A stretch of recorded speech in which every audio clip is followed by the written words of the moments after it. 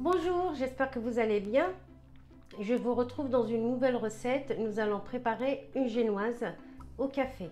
Si vous n'êtes pas encore abonné, je vous invite à vous abonner juste en dessous et à activer la cloche pour ne rien rater de mes publications.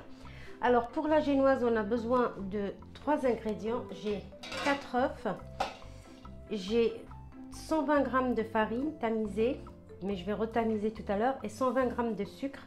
J'ai de l'extrait de café pour parfumer ma génoise, mais vous pouvez utiliser de la vanille, du sucre vanillé, ce que vous voulez, du citron, le parfum que vous voulez, et une petite pincée de sel. Alors je ne vais pas faire de bain-marie, je vais tout simplement mélanger à froid.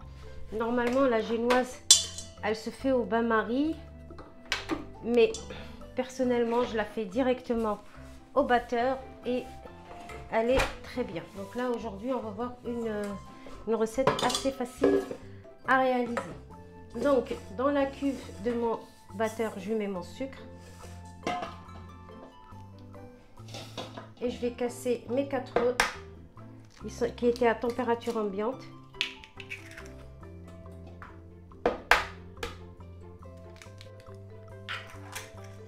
Je vais allumer mon robot et je bats à vitesse maximale pendant au moins 10 minutes pour blanchir les œufs et qui doublent de volume.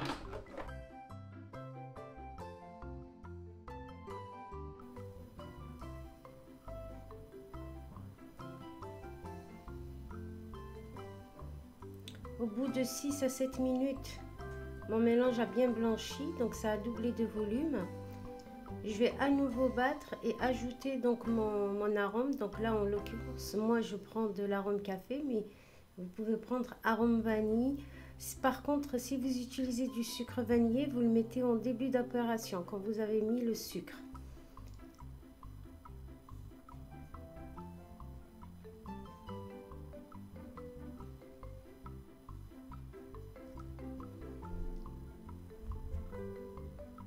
Donc là je rajoute quelques gouttes de café puisque ma génoise va me servir pour un moka.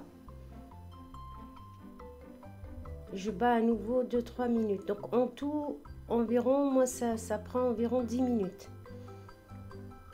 C'est une sorte de sabayon, donc on va battre à vitesse maximale. Donc là je suis sur la vidéo en accéléré, mais en temps réel ça prend environ 10 minutes pour avoir quelque chose de bien mousseux, de bien onctueux.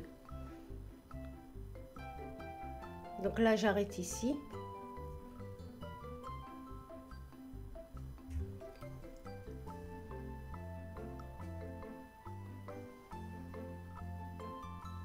Comme vous pouvez le voir, ça a bien doublé de volume et ça a bien blanchi. Et là donc je vais rajouter ma farine que je vais tamiser directement au-dessus de ma pâte ou de mon sabayon. Ça permet de l'aérer directement et de l'alléger.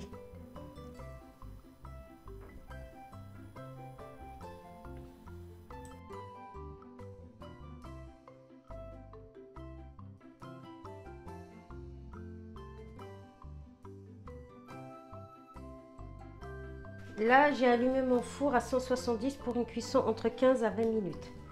Voilà, donc j'ai ajouté ma farine. Et là, délicatement, je soulève ma farine au centre et je fais des tours avec mon bol.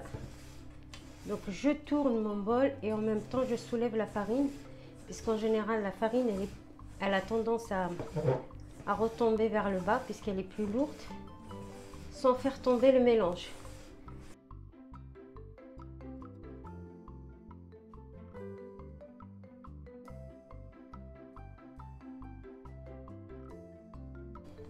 Vérifiez bien qu'il n'y a plus de farine. Prenez le temps de faire cette opération, sinon vous allez vous retrouver avec des petits grumeaux. Donc mélangez bien votre farine. Voilà, ma pâte à génoise est prête. J'ai préparé une plaque avec une feuille de cuisson, avec un cercle. Je vais la cuire dans un cercle que j'ai chemisé. Donc j'ai fait le tour avec du beurre et avec de la farine. Voilà, je vais le poser.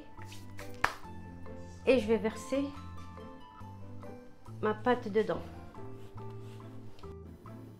Comme vous avez dû le remarquer, je n'ai pas mis de levure dans ma génoise, simplement pour avoir une cuisson uniforme et ne pas avoir à retailler le biscuit par la suite. Je tapote légèrement donc mon cercle avec ma plaque pour lisser et aplanir la surface et enlever les bulles d'air, et je mets en cuisson donc 15 à 20 minutes à 170 degrés.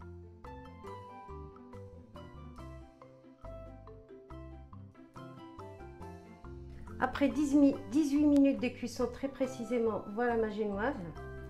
Donc le couteau est humide mais il est sec. Je vais juste attendre un tout petit peu, j'enlève le cercle et je vais la poser sur une grille pour qu'elle puisse s'aérer. Et voilà, après refroidissement, j'ai vraiment une génoise uniforme. Moi je l'ai utilisée pour préparer un moka que je vous présenterai dans une prochaine vidéo, que j'ai divisé donc en 3 et que j'ai fourré avec de la crème au beurre au café.